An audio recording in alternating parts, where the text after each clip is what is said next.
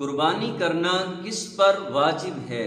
قربانی کا نصاب کیسے بنایا جائے گا؟ کون کون سی چیزیں نصاب میں شامل ہوں گی؟ بہت اہم ویڈیو۔ میں ہوں آپ کا میزبان مفتی محمد رمضان۔ ناظرین، یہ 1-2 منٹ کی ویڈیو ضرور دیکھیے گا۔ آپ کی قربانی کے حوالے سے تمام شکوک و شبہات دور ہو جائیں گے اور واضح ہو جائے گا کہ کس کس پر قربانی کرنا وہ واجب ہے۔ تو ناظرین، سب سے پہلے سن لیجئے، قربانی کا نصاب بناتے ہوئے 5 چیزوں کو کاؤنٹ کیا جاتا ہے، 5 چیزوں کو نصاب میں شامل کیا جاتا ہے۔ ان میں سب سے پہلے سونا، چاندی، نقد کیش، مال تجارت، یعنی ہر وہ چیز جو آپ نے بیچنے کی نیت سے خریدی ہے۔ جیسے دکان پہ جتنا بھی سامان دکاندار کے پاس ہوتا ہے اس نے وہ بیچنے کی نیت سے خریدا ہوتا ہے۔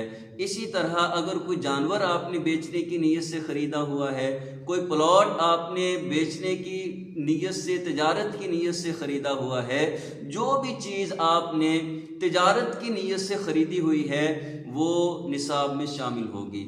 اس کے بعد ضروریات زندگی سے زائد تمام مال، یعنی ایسا مال جو سال بھر استعمال نہ ہو، ایسا تمام سامان نصاب میں شامل ہوگا۔ وہ برتن ہوں، وہ کوئی آپ کا ایک گھر ہے جو آپ کی ضرورت نہیں، آپ نے بنایا ہوا ہے، تو وہ بھی نصاب میں شامل ہوگا۔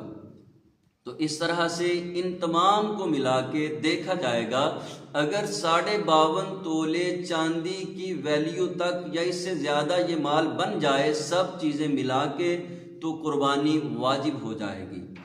اور 52.5 تولے چاندی کی قیمت کا آپ حساب لگا لیں گے، آپ آن لائن نیٹ سے سرچ کر لیں گے چاندی کی ویلیو کو، اور جتنی چاندی کی ویلیو ہوگی 52.5 تولے چاندی کی، اس کو آپ نکالیں گے، اور تمام جو اموال 5 میں نے بتائے ہیں ان کو آپ اکٹھا کریں گے، اور اگر 52.5 تولے چاندی تک سب پہنچ جائیں تو قربانی واجب ہو جائے گی۔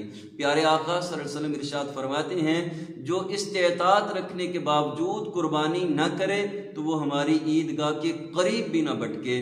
یہ سخت وعید ہے ان کے لیے جو استطاعت رکھنے کے باوجود قربانی پیش نہیں کرتے۔ قربانی کرنے کا اجر عظیم ہے، کتنا عظیم اجر ہے انشاءاللہ اگلی ویڈیو میں آپ تک شیئر کروں گا۔ اللہ تعالیٰ آپ سب کا حامی و ناصر ہو۔ ویڈیو کو لائک اور شیئر کرنا مت بھولیں۔